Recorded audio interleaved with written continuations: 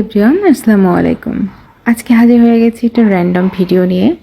এটা শর্টস বলা যায়, যেটাকে আমি ব্লগ বানিয়েছি। এটা রমজানের আগের একটা ভিডিও ছিল। গেছিলাম সকালে পৌর পার্কে হাঁটতে। তো টুকটাক একটু হাঁটাহাঁটি করার পরে জানি না কি মনে হলো, শর্টকাট এরকম রিলস টাইপের কিছু একটু ভিডিও করে নিলাম। আর এইগুলো করতে করতে একটু রোদ উঠে গেল।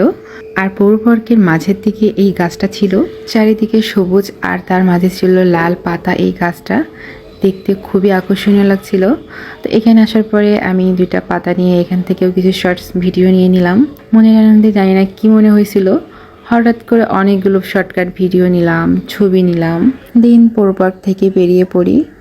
আর বেরোনোর সাথেই দেখি এই মামাটা এখানে ভেলপুরি বিক্রি করতেছে। স্কুলের কিছু ছেলেমেয়েরাও দেখলাম টেস্ট করতেছে। আর ফেসবুকেও আমি কিছু রিভিউ পেয়েছি। তো মেয়েদের তো একটা নেশা থাকেই, ফুচকা, ভেলপুরি, চটপটি। তো আমি এক বাটি নেওয়ার পরে এখন দেখব টেস্ট করে। আসলে অনেকদিন ধরে আমিও খুঁজতেছিলাম, যে আমার সময় সুযোগে মিলতেছিল না বলে ভেলপুরিটা আমার টেস্ট করা হয়নি। সব মিলিয়ে আমার কাছে ভালোই লাগছে, বাট কোয়ান্টিটি তুলনায় প্রাইসটা একটু বেশি মনে হয়েছে। আর আমরা মেয়েরা ফুচকা খাবো, ভেলপুরি খাবো, লাস্টের এই টকটুকু না খাইলে যেন মনে হয় কি যেন মিসিং।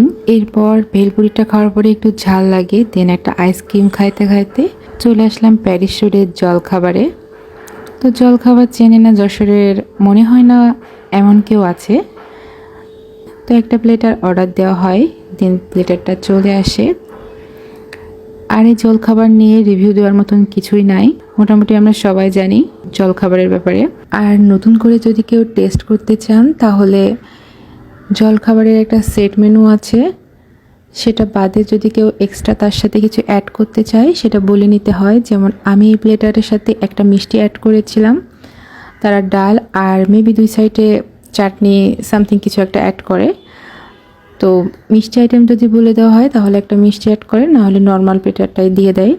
তো এই ছিল আজকের খাবার দাবারটা। সকাল থেকে চলছে ফাস্টফুড